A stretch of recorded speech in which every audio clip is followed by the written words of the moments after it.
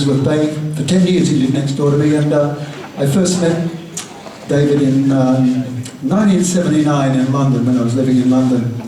And he became a little bit of a friend, a distant friend.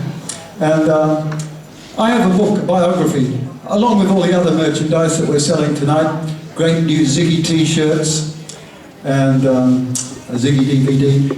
And I have a book called This Will Explain Everything, and we're going to be signing and selling all the merchandise after the set.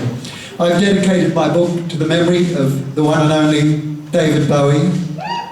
Thank you. And I'd just like to read a little dedication that I wrote in the book. Before we play the final song that David Bowie recorded just before his death. And I think if you haven't heard it before, a song called Lazarus, listen to the lyrics, it's just an amazing song. David Bowie had such a powerful impact on me for my entire adult life. To me, his death feels like a very personal loss. Bowie has been my major inspiration for 40 years, not only musically, but also as a uniquely creative being.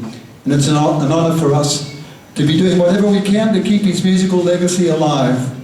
On hearing the unexpected news of Bowie's death in January this year, at first I found it difficult to believe, and even more difficult to accept. It wasn't until Bowie's son Duncan confirmed his famous father had died that the sad reality became very, very real. I wandered aimlessly up the road to where David Bowie had lived in Sydney. Bowie was my next door neighbour for a number of years during the late 80s and early 90s in Elizabeth Bay, where I still live. I stood outside the front gates of Kim Koppel, his former apartment block, paying my respects. The one question that kept spinning around in my mind was, why had God allowed this to happen? Surely he must have known that Bowie had so much more to give, and we had so much more to learn from him.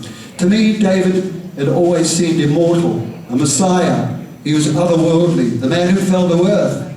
Unlike his famous alter ego, Ziggy Stardust, he was a visionary from a distant star, visiting Earth to spread his message to the many Bowie disciples. David Bowie was the one person who could sweep us away with his futuristic vision and lead us into his magical world, a world where imaginations were fueled by his music and encouraged to roam free and interpret as we wish. If it's possible to love our heroes, then I truly love David Bowie.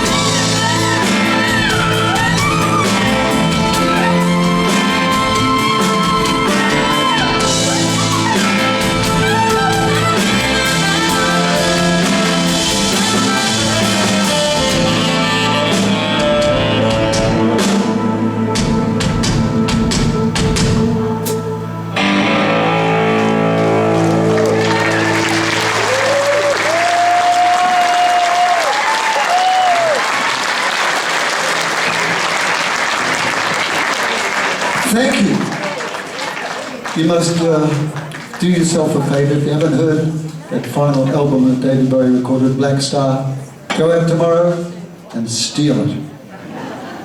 Well worth a listen. Okay, let's welcome back to the stage the man with the incredible vocal pipes,